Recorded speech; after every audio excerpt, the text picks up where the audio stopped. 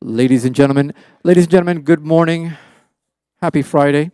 We're about to begin our program. If you would kindly please make your way into the Rose Conference Hall, we would like to begin. So please make your way into the Rose Conference Hall, find a seat, and the program will begin shortly. Thank you.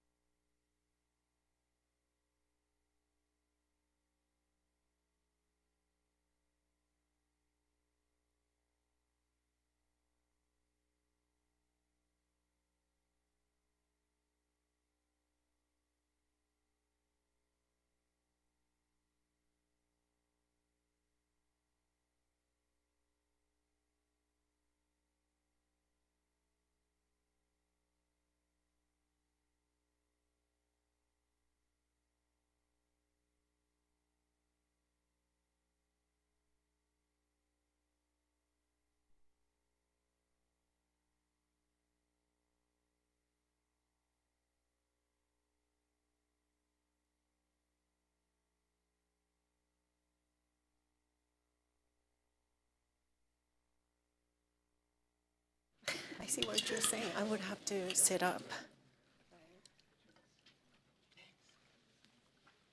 Good morning, everybody. Welcome to the Asia Society and to this Asia Society Institute program, Navigating Challenges and Opportunity in Japan's Womenomics. I'm Rorry Daniels. I'm the Managing Director of the Asia Society Policy Institute, and I'm delighted to have so many people here in the audience today to talk about what is a critical issue, not just for governments to address, but also for whole of society efforts to ensure that there are equal opportunities for women in the workplace, not just in Japan, but around the world. This event is part of Asia Society Policy Institute's Emerging Female Leaders program.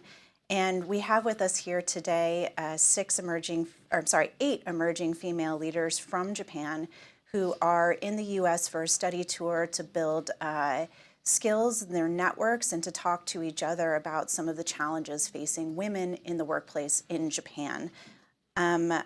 This aims to deepen participants' understanding of how the U.S. trade, economic, and foreign policies are shaped and developed, as well as advancing their careers.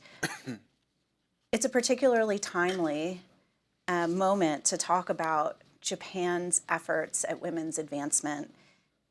Last fall, Japanese Prime Minister Kishida made a significant move by appointing 5 women to his cabinet, notably including the first female foreign minister in 21 years. And beyond that, he has also set an ambitious target of achieving 30% representation of women in executive positions within prime listed companies by 2030. These are such a positive step, but there remains a lot of challenges to advancing women's participation in the workforce throughout all levels of career development. And we have with us 3 wonderful speakers to kind of unpack some of those challenges, to identify the opportunities and to give their own recommendations based on their experience for how we can move this issue forward. I'd like to introduce them now. Immediately to my left is Akiko Yamahara. Akiko is the Global General Counsel for Citi Global Wealth. She's also a steering committee member for Asian Heritage Network and represents Citi at the National Women's Law Center as a Leadership Advisory Council member. And if that weren't enough, she also serves on the Board of Overseers at Temple University, Japan, where she used to teach at the law school. Next to Akiko is our own Vice President for International Trade at the Asia Society Policy Institute, Wendy Cutler. Wendy comes to us after a distinguished career in government, including serving most recently as the Deputy a U.S. trade representative where she negotiated a range of bilateral, regional, and multilateral trade initiatives, including CORS, the U.S.-Korea Free Trade Agreement, the Trans-Pacific Partnership, back when the U.S. was still involved, many U.S.-China negotiations, and the WTO financial services negotiations. So Wendy is not only an expert in the trade field, but has risen through the ranks and achieved wonderful accomplishments despite an overwhelming or a lack of representation of women in that field. And finally, last certainly not least, we have with us Joshua Walker. Joshua has been serving as the president and CEO of the Japan Society since 2019. And he comes to Japan Society with 2 decades of experience in international business diplomacy, including positions at Eurasia Group, APCO, the Center for the Study of the Presidency and Congress. He also has his own significant government experience working in both the state and defense departments here in the United States. So I'm going to ask several questions to our distinguished panelists, and then we'd like to open the floor to questions from the audience. Please start thinking about what points of inquiry you'd like to address with our panel as we continue this discussion. Akiko, I'd like to start with you. You have such an interesting career, and I'd be curious for you to just give us a sense of the trajectory of that career. How has it taken you through various positions, and what have you learned from this multifaceted career about the challenges that exist for women in the workplace and how they can be overcome? Thank you. And first of all, thank you, Wendy, for having me here. It's such an honor to be here to speak in front of the guests from Japan and everyone else from Asia Society. So thank you so much. I am a lawyer qualified in New York, not in Japan. So I started my career in New York working for big law firms here, and was working in the New York office here, then Tokyo office, and then Hong Kong office at the law firm. And everybody now knows what SARS is because of COVID. We've all sort of started to compare SARS versus COVID in the beginning of COVID pandemic. So when SARS hit Hong Kong, we left to go back to Tokyo. That's when I joined Citi in the Tokyo office. And since then, I've moved to Citi London and then Citi in New York. So I've been here now 11 years. And half of my career in the beginning was covering investment banking business and doing a lot of transactions, IPOs on New York Stock Exchange and things like that. And the other latter half so far has been on the private banking and wealth management business. So having worked in different locations, the Citi has presence in over 90 countries. We have 240,000 people. And so the more places you've worked in, the more understanding you have of the different business sensitivities in the local cultures. And that sort of helped me through my career, I think. Yeah, absolutely. I think, working through multiple locations and learning all of those different kind of societal aspects that come into the workplace, no matter, what industry you're working in, is a very valuable experience. And I'm looking forward to unpacking that with you. Wendy, I'd like to turn to you next.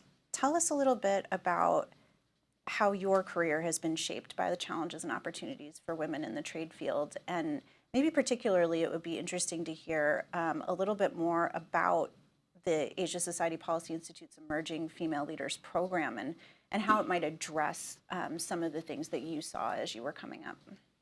Well, first, just thanks to everyone for coming out on a Friday before a long weekend. We really appreciate it. So we're going to make this fun and interesting, right? Akiko, Yes. Rorry, and Joshua? Yes, ma'am. So hopefully you're thinking of your questions now. As Rorry mentioned, most of my career I was an international trade negotiator, and most of my negotiating experience was with Asian countries. And what I would notice, and it was hard not to notice, that I would be sitting at the head of the table for the U.S. side, and I'd look across the table to the other side, and guess what? They were all men, okay? And not only men at the front table, but they're also in the trade world. We call them backbenchers. So these are the young folks who are learning and are going to, get to that front table at some point in their careers. And even the backbenchers were men. On my side, we, in the United States, we had many more women on our delegation. And it always struck me as, this has got to change. There's got to be great women in Asia who could do this and maybe do it better. And so one of my goals when I joined the Asia Society was to figure out how could I give back. And so what I decided to do was to launch a program to bring young women from Asia to the United States for a week or so, kind of give them a crash course in what it's like to negotiate, how to sharpen your negotiating skills, learn more about trade policy, learn more about kind of the emerging issues. For example, earlier this week in Washington, we met with a great group on climate and trade and the challenges that environmental concerns are bringing to the trade arena, technology, et cetera. And so it's kind of a multifaceted program. I'm thrilled this week to have just incredible team from Japan here, 8 women. And what's so gratifying for me is when I ask them at the end of the day, which meeting was the best, or which one, if we had to get rid of one, and they all look at each other and they go, no, we want, keep them all, but also give us more free time. so that's a challenge. That's a challenge. But the other thing that's so gratifying is most of these women, they never met before they joined this program. And we talk a lot in this world, and I'm sure we'll talk more about the importance of networking. And what I'm trying to do through this program is to establish networks among these women, have them meet women in the United States and network with those women. Because at the end of the day, a lot of career decisions and career opportunities are really based on the networks you create. It's a very good point, Wendy. Thank you for that. I think that we will explore a little bit more like how one creates networks, perhaps in an environment that's not conducive to making those connections naturally. But wonderful to hear a little bit more about the program. Joshua, I'd like to turn to you. You occupy, I think, a position that stands as a bridge between two societies, right? You're representing here the Japan Society, we're here at the Asia Society, and I think that both of our institutions take the mission very seriously to kind of work through people-to-people connections and societal level connections on navigating what are really shared challenges, especially when it comes to gender equality and opportunity. What do you think that organizations like ours can do to better be allies for these important priorities in society that are sometimes lacking in being implemented or addressed in an urgent fashion for governments in the private sector? I have to start by saying thank you. Obviously, it wouldn't be polite otherwise. It's really great to be at Asia Society. I want to point out that while I've been here many times as president and done a lot of ceremonial things, this is the first time I'm on a panel. And I think that... You better be good. I know, exactly. And I won't... And normally I would make a joke the other way around, but I don't want to be the only token here, right, as the only male. So I really, especially with all the men in the audience, I want to thank you guys for being here, because I think often these conversations, which are critical, are often reduced in different ways. And without the level of attention from people that have titles like mine, I'm not important, but the institution I serve is very important in this space, and it has a role. And particularly as we talk about Japan, the role of kind of hierarchy and kind of societal pressure and power is important. Therefore, whatever you do at kind of a grassroots networking alliance level, you do need top cover. You do need kind of direct support. So I want to lend that support today and talk about why I believe this is the future in many ways, right? And it's not just because I'm a girl dad, and it's not just because I'm a certain generation. I think that from a purely self-interested economic point of view, and you look at the demographics of Japan, and you look at the amazing women before us, this is the future. And if we somehow, as people get to middle management, people begin to drop out, we are not serving the society. If you're talking about the delegations that don't have the diversity in all of its amazing forms, of which gender is a particularly acute one in the Asian and Japanese context, it matters tremendously, right? What I love about the relationship between Japan society, Asia societies, oftentimes people like to talk about our differences, right? But I like to talk about our similarities, right? In many ways, we are the older brother, but you're the bigger brother, right? And we both share this amazing legacy with John D. Rockefeller III. And when you think about kind of why we were established at the times that we were established, one right after the Russo-Japanese War, the other after World War II, it's because we were put in place to help the third way, to support government and private sectors, to be a platform, as you described, as a bridge. And I think particularly in the discussion for today, which I know we'll be getting into, that's where the conversations need to happen. If you are looking to Prime Minister Kishida to mandate change, I mean, I was joking yesterday with the group that visited, and I want to be very respectful. I see Tomoko Okuno, our Senior Director of Business and Policy, sitting there. We have some of the most amazing women working at Japan Society. And in New York, they are not afraid to tell me their viewpoints and tell me I'm wrong oftentimes. Sometimes when I go to Japan with these very same independent, strong, proud Japanese women, they will start acting differently. Not in private, but in public. They'll start pouring tea for me. They'll start pouring things that I've never seen them do in the U.S. And I don't think that that's a reflection of something about that one individual. I think there's a collective action here where people begin to feel, well, when I'm in Japan, this is the way things are. And I'd love to hear Akiko's perspective on this as well, obviously. And it's easy for me to sit up here with white privilege as a male to talk about this, but it's important to call it out, and particularly as an ally to say, why is that? If you're doing that because that's what you think that your dad or your grandfather would expect of you, I have a deep respect for the culture and the tradition that's there. But in a professional environment, does that put you down, right? We were talking yesterday about some of the conferences we often go to, and it was a little bit of a shock to the system when I arrived, particularly given my age, because I was the youngest president that everyone reminded me of constantly.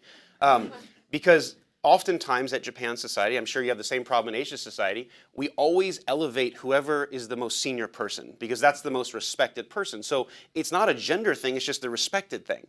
But if I'm on a panel, I have a general policy, I don't speak on panels, which is an all-male panel. That's actually really hard in Asia, right? Because often when you travel to Japan and you go to visit some of the top institutions, they put the most senior person there to honor you and to honor the honored visitor.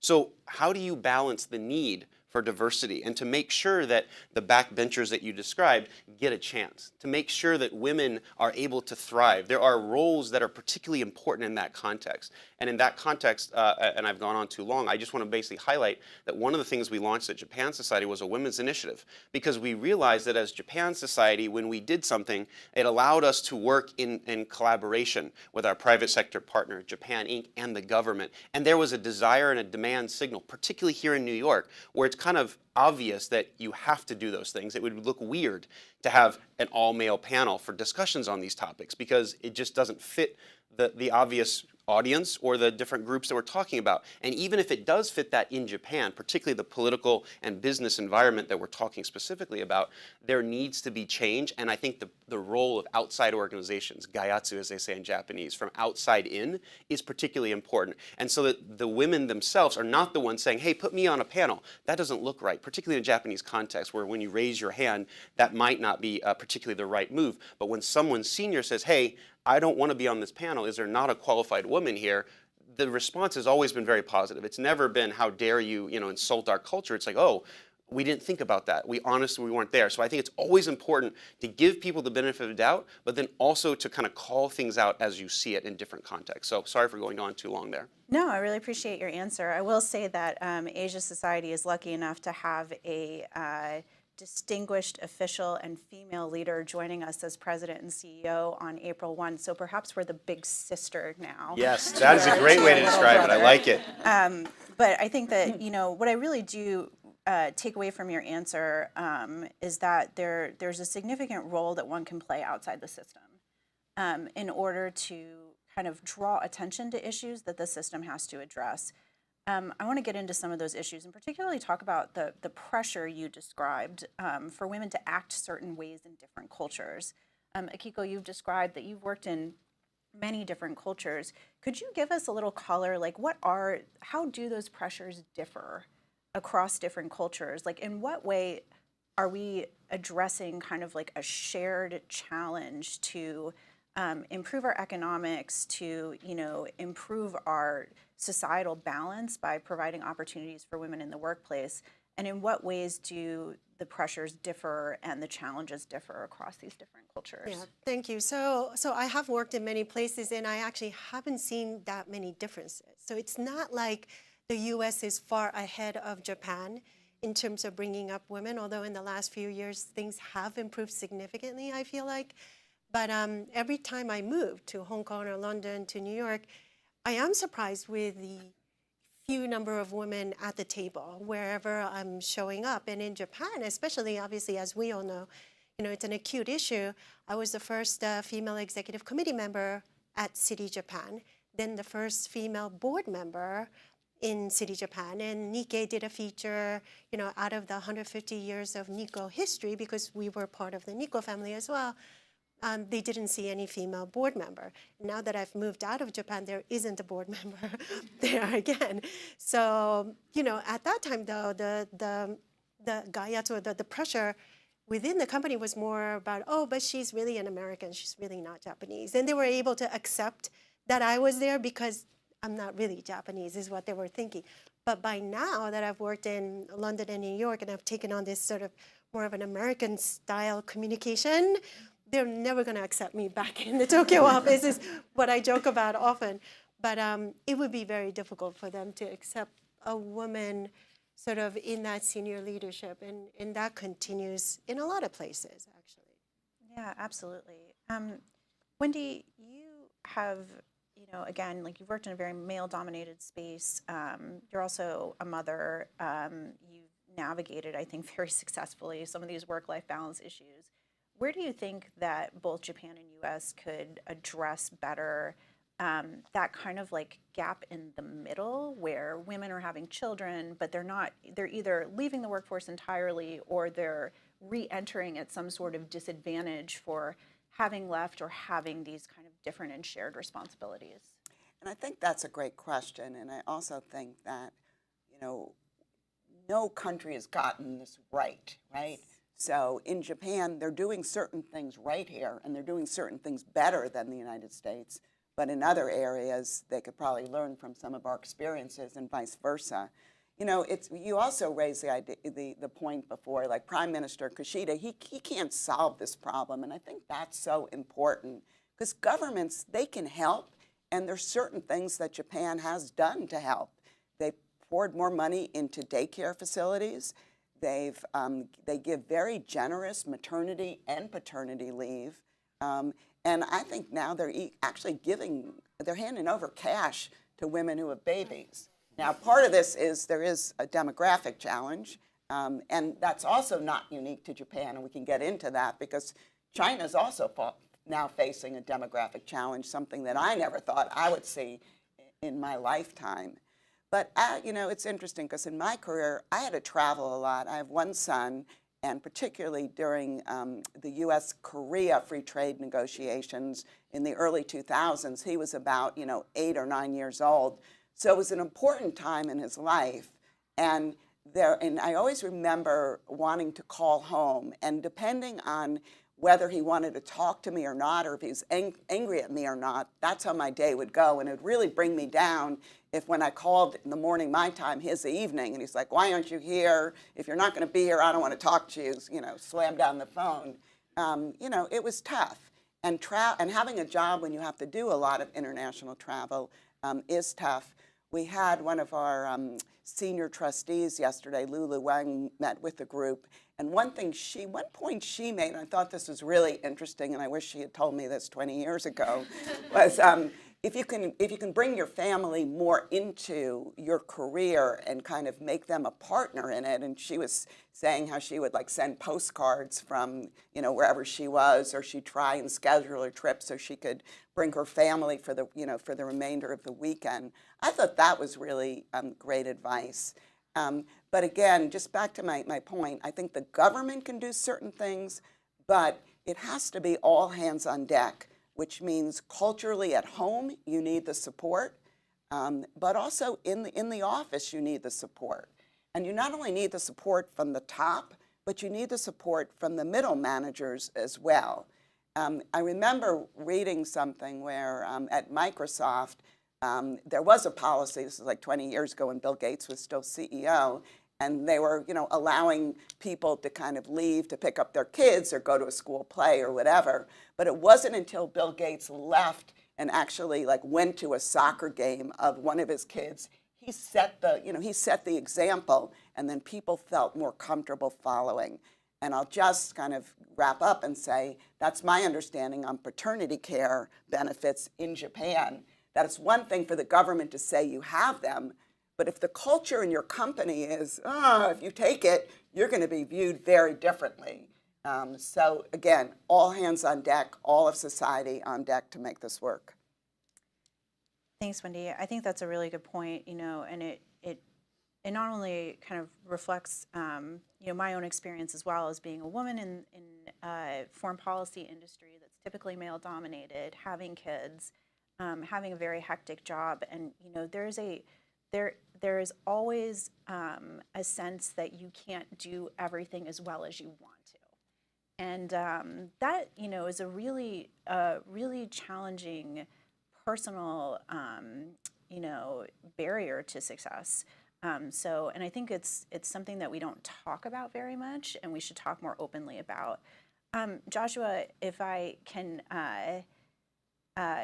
assume, I think you and I are of approximately the same generation, and it's a I think for us it's we've grown up in a time as millennials, perhaps elder millennials, where women have had a lot of opportunities in the workforce, but it hasn't necessarily translated into more advancement. And I'm wondering if you could talk a little bit also from your personal experience, why do you think that what do you think we could be doing better to kind of connect the dots between okay, you have the opportunities, as Wendy said, you have the paternity leave available to you, but people aren't really taking advantage of them or seeing them in the same way. Where do you think kind of the challenges lie, and how could we address them? Yeah, I mean, yesterday when we were talking, and I think all these points are particularly acute, and it's something that I don't pretend to understand as a male that has certain privileges, right? And I think that there is a double standard, particularly for parents, right? As a father, I think the statistics are very clear. When all the guilt you talked about, the mom guilt, it's very real. Dads don't have that same level, right? It's kind of like when you call and your son doesn't want to talk to you, or my daughter is always mad at me for something. That just seems to be the nature of daughters and dads. You kind of just accept it and you go right back into it. It doesn't have that same emotional resonance, which maybe is the way that God created us. But I think it's important to recognize the impact it has. And particularly as someone who's been able to be in a position of leadership, I think the point about modeling that behavior is really important. But I think it's easy to always criticize. I think millennials are very good at pointing out problems. And as a society, I think Americans are particularly good at pointing out problems and not necessarily offering solutions, right? And so I think that oftentimes, as a son of a preacher, there's a feeling that we are preaching to the rest of the world, do it our way. And yet, actually, if you looked at the world, you might say it might be better to do it the Japanese way, right? And so there are real problems, as you pointed out. And, I think about, people like Shinjiro Koizumi, who made headlines for when he did take paternity leave and was criticized very heavily, particularly among certain right-wing groups. And you're kind of like, how can you criticize someone for wanting to be more than just fill in the blank? And I think all of us struggle with the work-life balance of how much can we bring our family into our career and how much can our career drive our own personal motivations? Because when I look at my grandparents who, did not have college degrees and, fought in World War II, and think about my parents as missionaries who've served in Japan for 42 years, and I look at what I'm doing, it's not that any one of us has a better title or had a better experience. At the end of my grandparents' life, what they valued most was their family. And I've worked for some very important people that don't have those families. I would say, honestly, maybe the reason I feel so strongly about this topic in particular is my best bosses have always been women, right? And there's an empathy and an emotional connection, and when I was having my kids, an understanding that men just didn't seem to have. And I don't want to be one of those leaders, right? And I think the challenge, though, is putting it into a context of a work environment. It's very easy, as Josh would have personal views on things.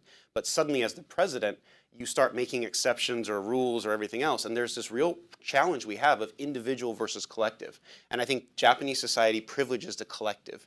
the whole must be harmonious versus the individual freedom that many Americans privilege. And you saw this play out in spades with COVID in terms of the debates about masks, which were not a thing in Japan. But in America, if you try to make me wear this mask, I'm going to, tell you my political views on things. But I think to your larger point, how do we balance that? And I think the point you're making is an even bigger one, which is that, in this generation, my wife works full-time as well as the chief of staff at Goodwill, a very big nonprofit. How can you possibly hope to be a parent like her mom was to her or my mom was to me? Because they lived in a different generation, a different era. We want to model what we see, and we want to be that version of our parents, and yet the environment we see ourselves in is very different. We have more tools to be connected than we ever have, and yet we're more lonely than we've ever been, right? And I think that is directly affecting all the areas. So it's easy to kind of zoom in and say, look how far behind this country, this society is in the way it treats women.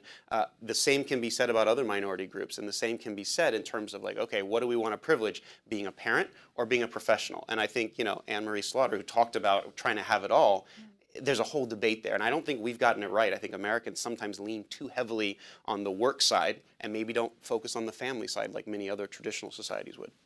Can I just, I was just going to jump in to say that with the COVID pandemic, though, there were many, many, sort of tragedies around the world, but one silver lining, if you were to find one, is that we have all learned that actually we can work remotely and that hybrid is okay. So there's no stigma, or hopefully there isn't any more stigma attached to, I'd like to be, on a flexible work arrangement, right? In the past, in Japan, if you ask that, that's it. Then why don't you go part-time? Then you don't get paid, you don't get the benefits. Same thing even in a law firm. When I was a law firm associate, if you were to ask for a part-time, then you're never gonna be, you're on a mommy track, you're not on a partner track, you're never gonna make partner. So it's really hard to ask. But today, if you were to ask for, I like to work from home twice a week, that's what everybody is doing. And a lot of the companies at Citi, we allow that. So it's not considered a stigma. And so I think it would be a missed opportunity for all the corporates around the world if we don't reimagine the workforce and the future of the workforce using this flexible work arrangement. And that should help with the work-life balance that, we are forever trying to find. Yeah, particularly in Japan, and I think it's maybe more in the public sector than the private sector, but the expectation of working really long hours. And I remember when I used to negotiate, there's a 12, 13, 14-hour time difference. And we could call our counterparts like midnight their time, and they're all still in the office ready to do a conference call with us. Like that, how that's not a family-friendly policy. So hopefully through COVID, Japan is realizing, as well as some organizations here, that the ability to telecommute, the ability to work remotely, particularly late at night and on conference calls, you don't need all to be together in the same room. Can I just say something on work-life balance? And I think one of the lessons when we bring delegations of young women here, and we meet with a lot of people, a lot of different women, senior, mid-career, junior. It seems like one of the themes is all women face this challenge, and I'm of the view there is no answer here. And so, sometimes I think when some of the women will ask questions, well, how do you do it? How do you balance? And the answer always is, I don't do a great job. And so what I try and tell people is that we need to kind of not strive for perfection, and we need to realize that on certain days we're going to be good at work, but we're going to disappoint our family. On other days, we're going to put our family needs ahead of our work needs. But to try and do both consistently, if you try and do that, it's kind of a challenge you're not going to, it's a goal you're not going to be able to achieve. And so a lot of times you just kind of like let the pressure off yourself and just do the best you can under the circumstances. Yeah, I think that's. Can I just pick up on that point real quickly and then give it right to you? I just want to reinforce my dear senpai's point. In the Japanese concept of kintsugi, right? It is that the imperfection makes perfection. And I think if we could all be a little bit more zen about this, which is why I think the world is so looking for a Japanese deeper philosophical understanding, but how do you apply that in the context of what we're describing, which we'll be going into. Sorry.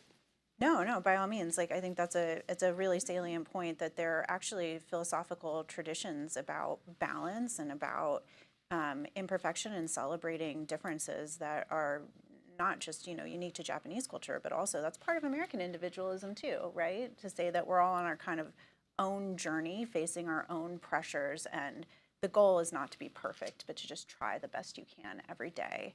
And that, I think, it is a really important sentiment and point of consideration, but there are these kind of bigger, larger issues, right? When you're in the US, I think the cost of childcare is insane right now. I think for people of my own generation, the rising cost of living and relatively stagnant wages have forced a lot of family decisions about one parent working because frankly, like the cost of childcare for 2 kids in this city would be more than a mortgage, rent, certainly more than the 7% of income that the Biden administration identified as the proper amount for childcare. I mean, we're laughing because that would be laughable in living in most places in the United States, and it's not specific to big cities. So, some of these challenges do need to be met by government programs, whether it's subsidization or it's, finding other types of efficiencies. I wonder if any of our panelists have thoughts on what kind of government programs could back up claims or government initiatives to promote more gender equality in the workforce, and maybe not even just gender equality, but promote better work-life balance for everyone.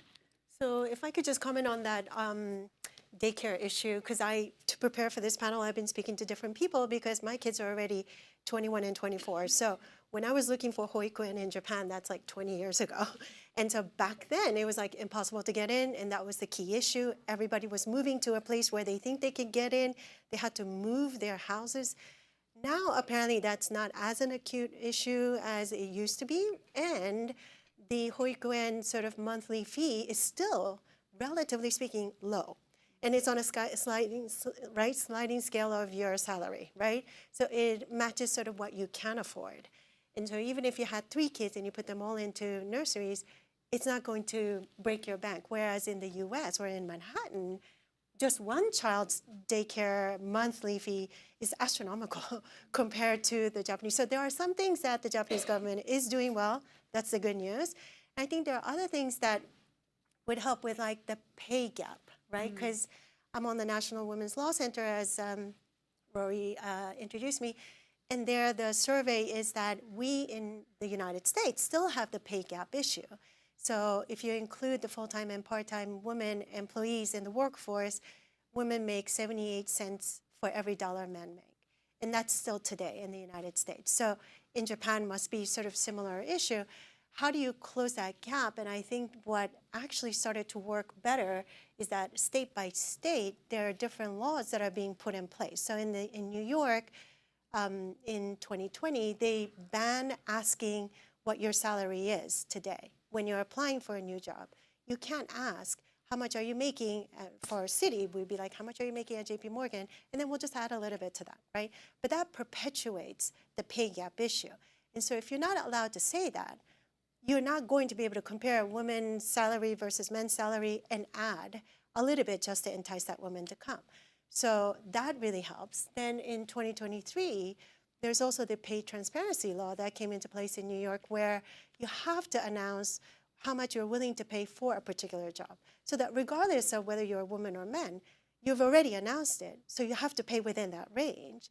And that also helps with a pay gap. And I think those things will help with the work-life balance eventually, because it's empowering women to have more dollars to work with.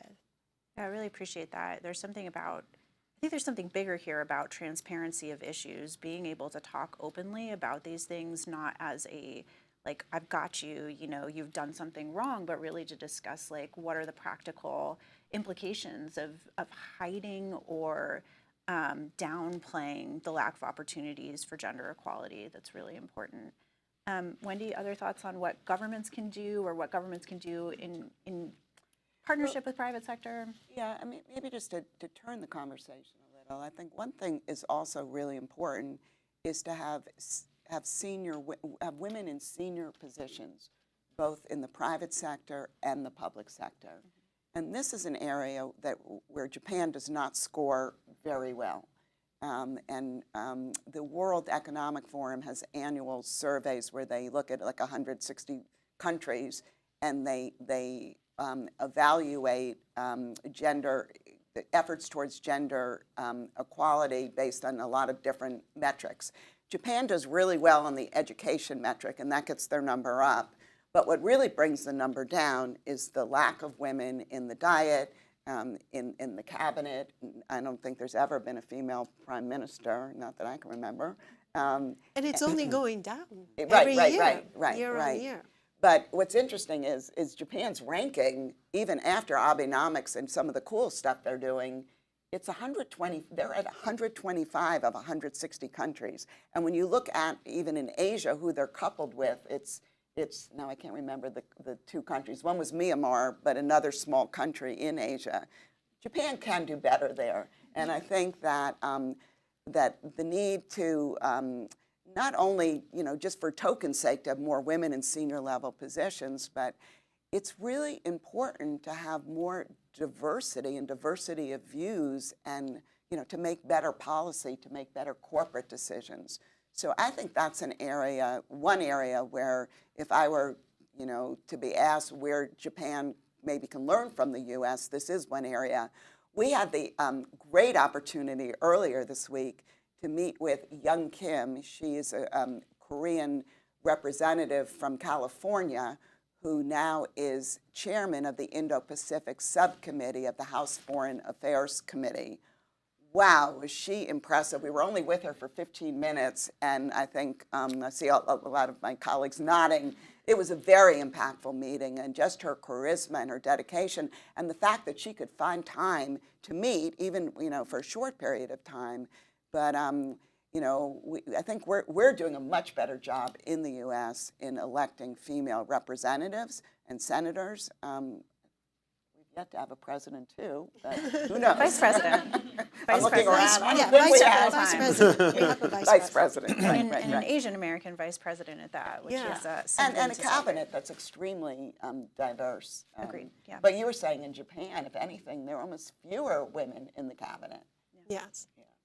Yeah, I think that we're getting close to asking for audience questions. Please do be thinking about raising your hand here. But before we do that, I just want to turn to you, Joshua. Any reflections on what you're hearing in this round of conversation, or other things the government could do or lead to kind of help advance this issue?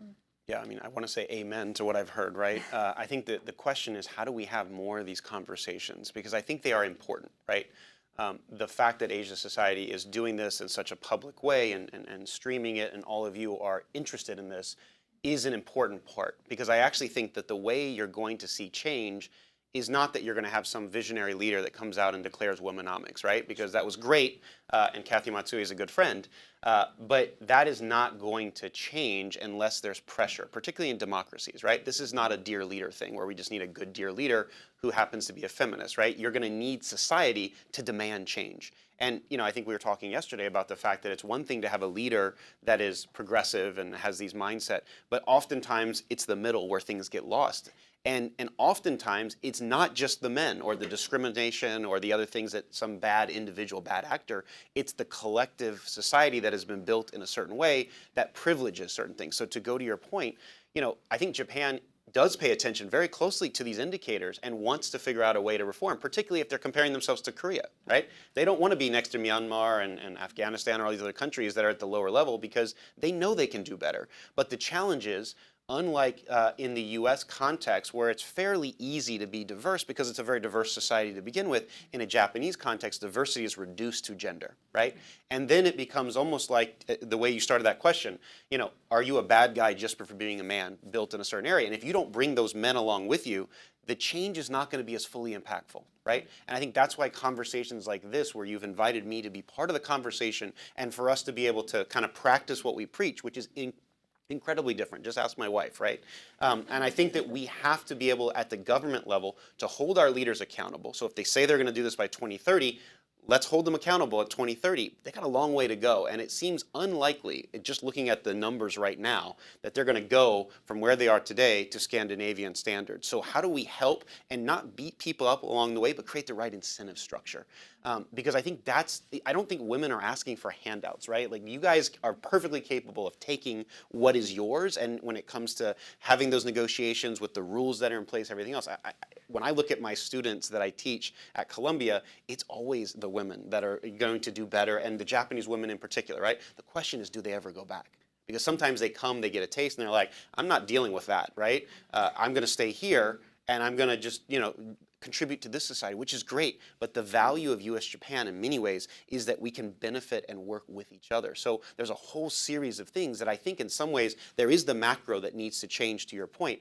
But I think each of us can be part of that change we want to see, and in our own lives try to impact whatever it is, as a parent, as an employer, as a manager. How can we do that to create that environment and always try to understand the other person's shoes in some ways? If I could add, I think the reality of the situation is the pressures are coming from demographic trends and from slow economic growth.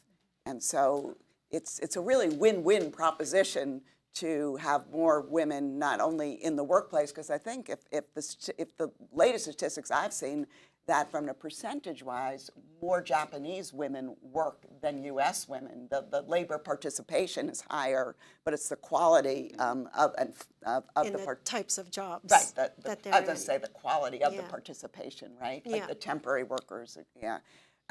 But because of demographic challenges and the need for economic growth, this is an important untapped market. The other two tools that governments look to are using to deal with these demographic challenges are technology, frankly, and immigration. But women are, again, and here Kathy Matsui was really a pioneer in this area, pointing that out to Prime Minister Abe and having that take on. I just want to say one thing about, China is facing demographic challenges, which again is, the past 2 years, there's a net, their population is shrinking. Now it's still 1.4 billion people, so it's a lot of people, but China is facing, the trends that we see in China are not going to get better unless something happens. What I find fascinating, though, is instead of finding ways to integrate women into the workplace more effectively, Xi Jinping is basically saying to women, stay home and have babies. And somehow, I just don't think that's going to be resonating among the young women in China who are, I'm not going to say the word that we heard all week, but in other words, to, a badass woman, that women are like almost, I said ambitious, which is the official panel version of that. What's interesting in Japan, I think, is that we have the birth rate issue, but the working women are the ones that are giving birth, right? Because are giving birth more than the stay-at-home moms, because you have the economic power, but also the hoikuens are not as expensive. So you can put 2 or 3 kids there, and it's still not going to add up to the New York City, daycare costs on a monthly basis. So I do think that, continuing to work is important. I do think that taking ownership of your own career is also important, and not focusing on work-life balance, but trying to kind of find your own voice within your environment. Also, HR policy in sort of raising awareness of these unconscious bias among men and having men involved in these diversity pillars, like at Citi in Japan, our country chief officer, Marc Louet, who is a Frenchman, is the one that's leading the diversity effort. So you need to have tone from the top being the right tone, as well as sort of so that it sort of distills down, and then all the training and awareness within the organization. So we have covered so much. You can tell that our speakers are incredibly passionate about these issues. If you are interested in learning a little bit more about China's demographic challenges and how people in society are reacting to them, Asia Society Policy Institute does have a paper on our website on antinatalism in China. It's fantastic. Speaks a little bit more about, less about women in participation in the workforce and more about how people are opting out of societal pressure as a whole, whether that's buying an apartment, getting married, et cetera, because of some of the kind of societal trends inside China and the turn toward authoritarianism. So I highly recommend it if you're interested in China's demographic challenges. I also think we've kind of skirted on the issue, but I'd like to say it up front that there is another way that people in this audience, people watching online, people who are going to view this later can help and participate is by really outlining the value proposition of women's economic power. I think that particularly in the United States, we've been a little slow to wake up to the purchasing power of women. I don't say this just because I'm a Kansas City Chiefs fan, but this Taylor Swift phenomenon of having people, of her being able to kind of like come in and boost a local economy so much. We see this trend as well in movies, movies with female stars, Barbie, for example, outperforming at the box office some of the traditional films. So I think there's also, something we should talk about and work on in terms of making sure that the value proposition to the top is clear, that women know what women want. And when you have women at the top helping to set the agenda for the products that you want people to consume, you're going to win. So with all that said, I'd like to open up for a short amount of audience questions. Please raise your hand. Oh, good. We'll start right here and then move this way. Thank you. Thank you very much. We've learned a lot, and my name is Yui Tanaka. I'm from McDonald's Japan, and I would like to ask you about how to get the buy-in at home, especially from the husband. So I have a husband who cannot speak English at all, and who is working in engineering. So most of his colleagues all men, and who doesn't watch news at all, and so I bet that he doesn't. Yeah, he cannot name the American presidents. So he's not exposed to this societal change or what's going on in women and workplace issues. And then I have been dreaming of working abroad for 20 years. And when I talked about it to my husband, he just thought like 2 seconds. And his answer is, well, it's difficult, and that's it. And they just completely kill that off.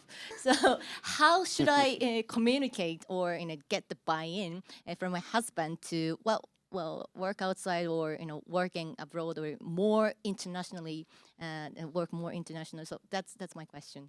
Okay, let's have one person answer that, then we'll collect all the rest of the questions and go to all of you. So, Sure. Well, even at Citi, we have noticed that during COVID, among our MD population, the managing director population, we lost a lot of female Asian MDs during COVID. And the reason is because at home, they've had to do a lot more the child care, elderly care, and the education and everything else than the other female MDs had to do. So we lost a lot during that time, and we realized that the problem is, it's not just about us, but at home, they are under that cultural pressure that they can't resist, right? So that's an issue everywhere in the Asian societies. I really think it's just communication and just trying to get his understanding. If he had a sister or mother or somebody within his also close orbit that also works to kind of band with that person and explain is also another thing, but eventually they will come around. I think it's just, it takes a long time to change a man's, sort of cultural thinking, right? It's not easy to change anybody's personality. So it takes a village, but you could enlist his mother or enlist anybody around him to try to get him to see your point of view too. I really like that. There's an army of women around him that can help influence it. I think also, just you have so passionately explained why it's important to you. I think having that conversation with your husband too, like, why is this important to me as a person? He married you. He loves you. He wants you to be happy. Yeah, and the reason why I said it is because at Citi we noticed that back in the day, it was very, very hard to get men's support, right, in the diversity efforts. But the moment their own daughters start to work and they see that their own daughters are being discriminated, they're like, wait, what are we doing at Citi? Why aren't we doing more? And all of a sudden I'm like, is your daughter now like post-college age? And sure enough, it is, right? So it does matter when it's so close to their heart. Okay, let's collect the rest of our questions, and I will give every speaker a chance to address this or other issues. So we have 1, 2, 3, 4. That's all we can take. Let's start in the back with Tomoko, please. Hi, my name is Tomoko Okuno. I work for Japan Society with Joshua. Thank you so much for this fascinating discussion. I really appreciate your honest observation and advice drawn from your own experience. I just realized I forgot to pack my daughter's swimsuit for her swim class. So I'm trying to do my best, but I'm not perfect, but thank you for your advice. I'm going to continue to do my best. My question for you is that there are so many women's initiatives out there, and I think we all try to make impact, to make change, especially for male-dominated society. And I'm sure it depends on the specific goal that you have for your program, but like, where do you think that we should target for the most impact for Japanese organization in particular? Because as Yamahara-san mentioned, there is still like, we need to sort of engage men to make change for women's career trajectory. And I understand it's important to engage men. And in that case, like, should we target like C-suites or like HR practitioners, like people who are engaged in diversity programs? Okay, thank you. Next question, please. 1, 2, 3. We'll come to the front in just 1 second. Hi, I'm Catherine from Bloomberg News. I'm not going to write a story. I'm just here for out of personal interest because I have worked in Tokyo for 5 years. You mentioned demographics toward the end of your discussion, and my question is, it has something to do with that because when the birth rate falls, the conventional wisdom kind of goes like the birth rate falls because women become more educated, they become more assertive, they have more paths in life open up to them rather than having to become stay-at-home moms. And then yet I felt the female empowerment level in Japan doesn't quite back that up. So Japan became richer quicker than any other country in Asia. The birth rate in Japan started falling quicker than, before any other country in Asia. You would expect Japan to be so much ahead of the rest of Asia when you just look at it from that point of view, but it's not. Thank you for sharing the stats, but kind of at Myanmar level. So I was wondering, why is that? And maybe that would provide some insight on like how to fix that problem. Thank you. 2 more questions here, and right here. Yes, thank you. Hi, I'll try and talk fast. Thank you. I'm an Asia Society member. Sorry, Brother Josh. My question is, my background is market research way back. And what stuck out with everything very positive, this panel, it's great. What stuck out in my hand with the stats, directions, political versus economic trends, I'm wondering why the one, which is cabinets in Japan, was brought up that that's going down.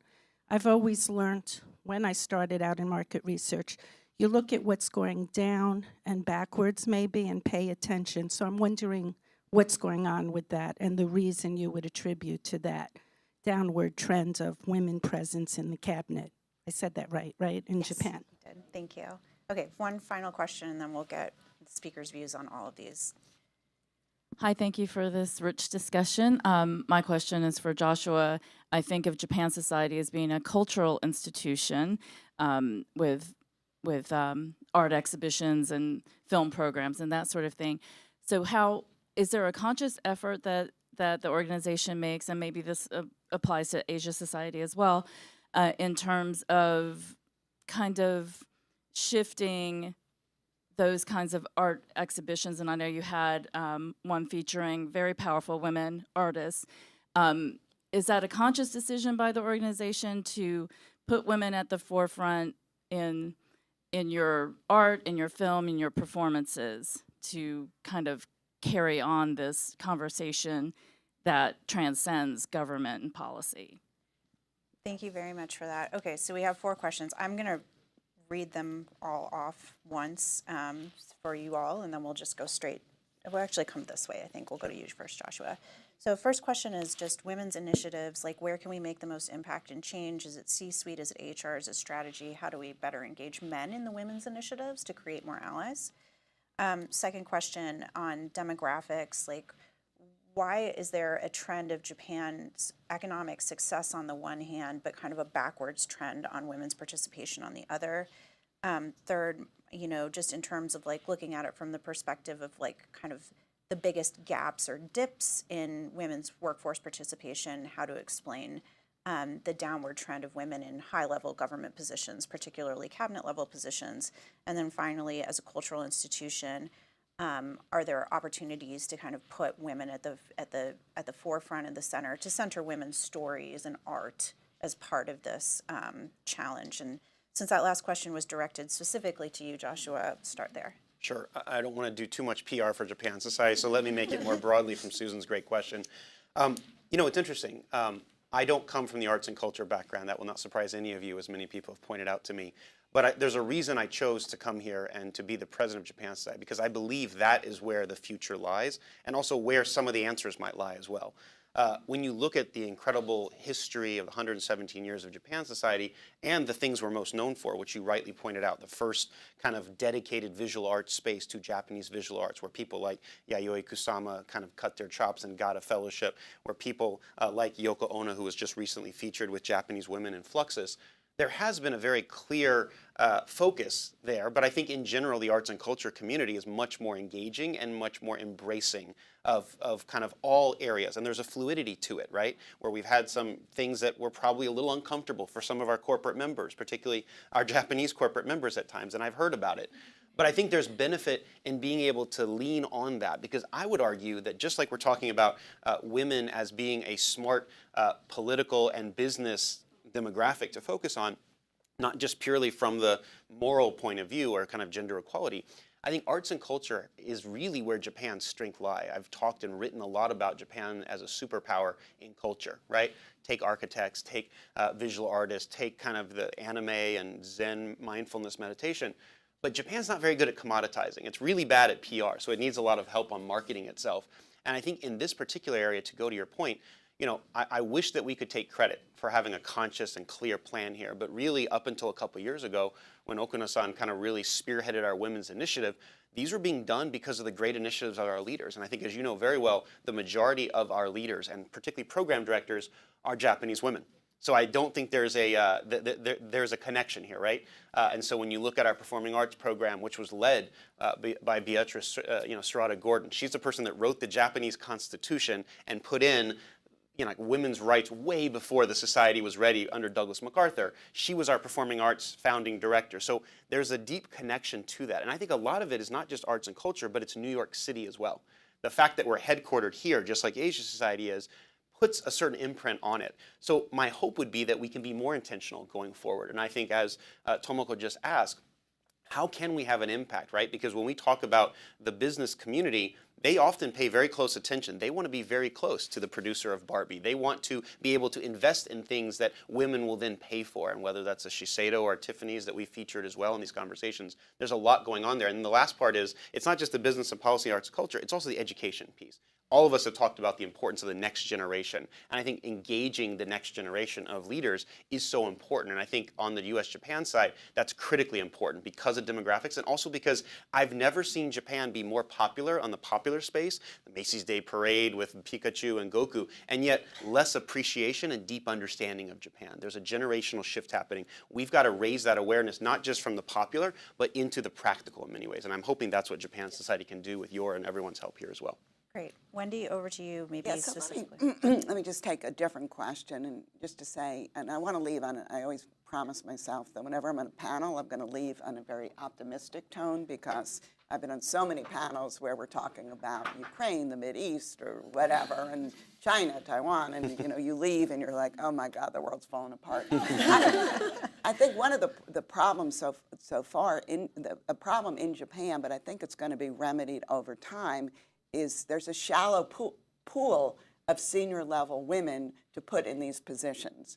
And so I'm always struck when Japan makes a big effort to put more women on their corporate boards. But then there are 5 or 10 women who are on 30 boards, 4 or 5 boards. It's the same women, right? But I think over time, and based on my experience, just in the public sector too, I opened up and I said the backbench was all male when I started negotiating. Now, not only is the backbench more and more female, but there are more and more females at the table.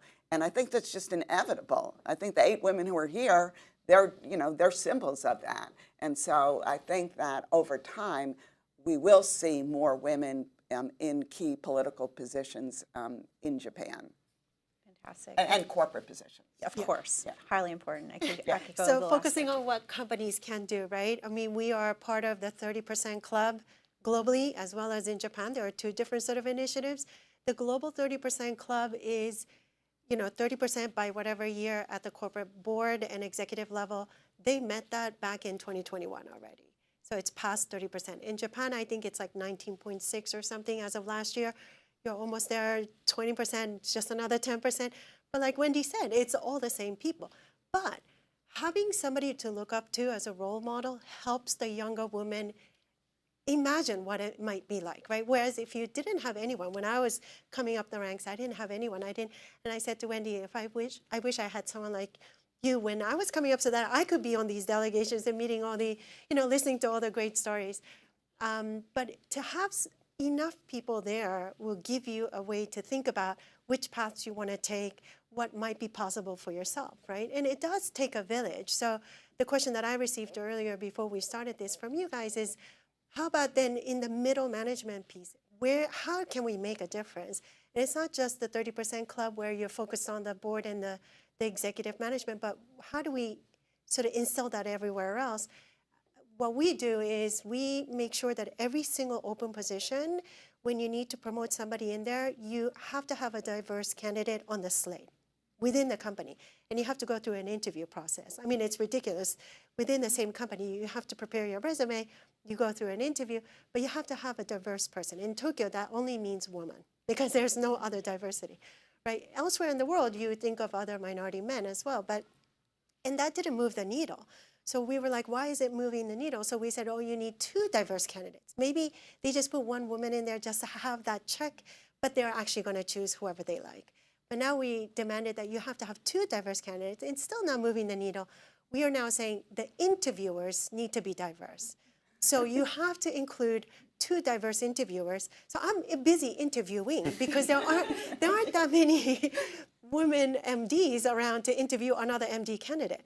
But that is what we're doing, and we do make a difference by forcing the issue and making the women also go through these interviews to say, raise your hand and say that you want that position. Because a lot of times we don't do that.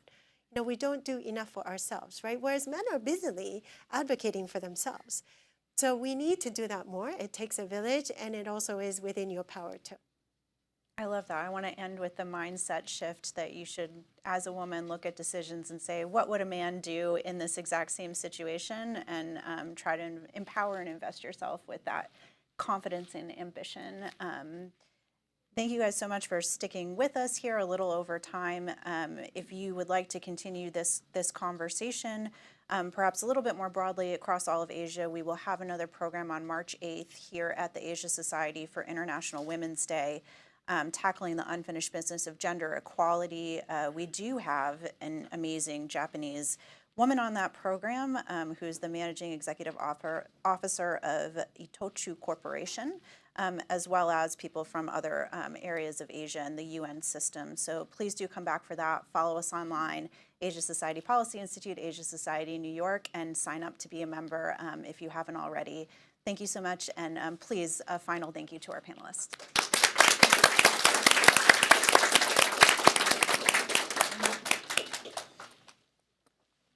Take your mic off.